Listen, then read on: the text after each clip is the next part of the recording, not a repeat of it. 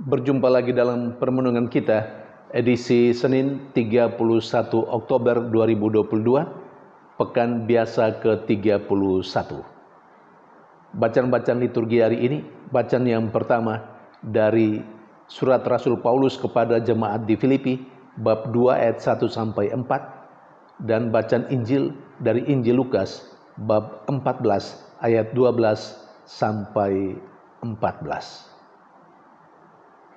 Rasul Paulus dalam bacaan yang pertama hari ini mengajak jemaatnya di Filipi untuk membangun kehidupan yang rukun dan bersatu. Rasul Paulus juga mengajak jemaatnya di Filipi untuk tidak terlalu banyak pamrih dalam melakukan sesuatu, dan mengajak mereka pula untuk memperhatikan kebutuhan sesama.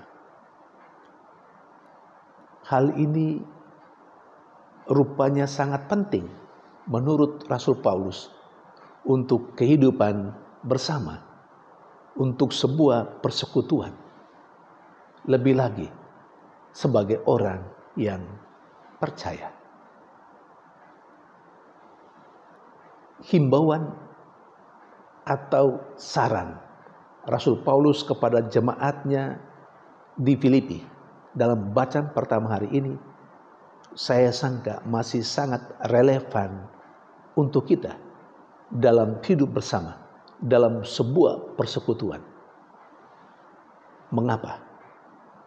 Karena kita terkadang tergoda untuk enak sendiri, untuk bahagia sendiri, tanpa peduli dengan orang lain.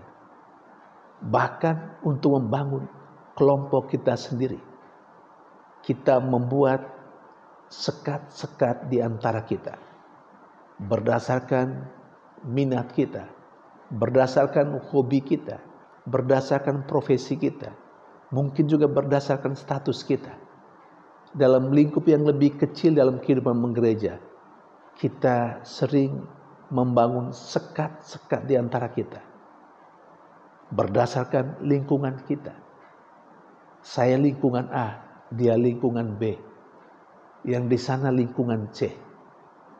Seakan saya tidak punya hubungan dengan mereka karena mereka lain dengan saya dalam lingkungan. Sering kita seperti itu. Tetapi Rasul Paulus mengajak kita, dalam perbedaan seperti itu, kita mesti bersatu.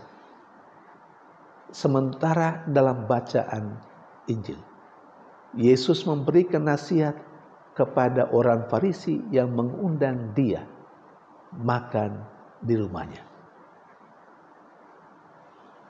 Yesus meminta dia, kalau mau mengundang orang, undanglah mereka yang tidak punya kemampuan untuk membalasnya.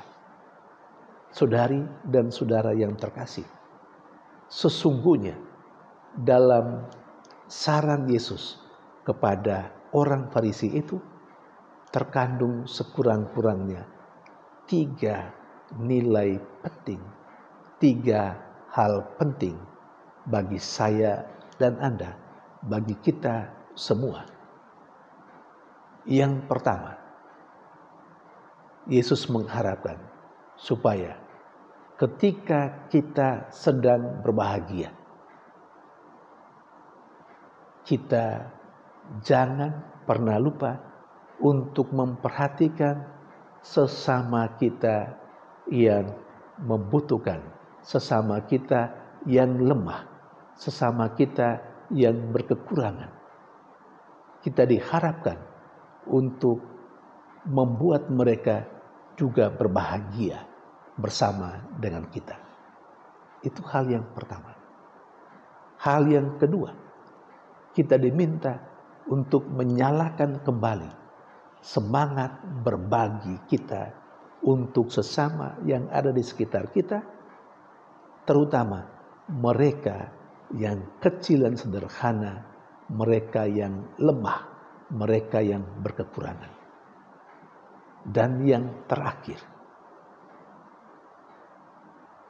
Tuhan sangat berkenan kepada orang-orang yang memberi, yang memperhatikan orang-orang kecil yang tidak mampu membalas kebaikan mereka. Karena pada waktunya, pada hari terakhir, Tuhan akan membalas kebaikan mereka. Kebaikan orang yang selalu mau berbagi dengan orang-orang lain. Saudari dan saudara yang terkasih, bagaimana dengan kita? Ketika kita sedang berbahagia, apakah kita juga pernah memikirkan mereka, saudari-saudara kita yang berkekurangan di luar sana? Apakah kita masih mau menyalakan api semangat berbagi dalam diri kita untuk orang lain? Dan apakah kita berbagi dengan mereka yang tidak pernah mungkin membalas kebaikan kita? Karena kita meyakini bukan mereka yang akan membalas kebaikan kita, tetapi Tuhan sendiri. Saudari dan saudara yang terkasih, semoga kedua bacaan liturgi hari ini memberikan inspirasi bagi kita untuk berbelas kasih seperti Tuhan sendiri. Tuhan memberkati.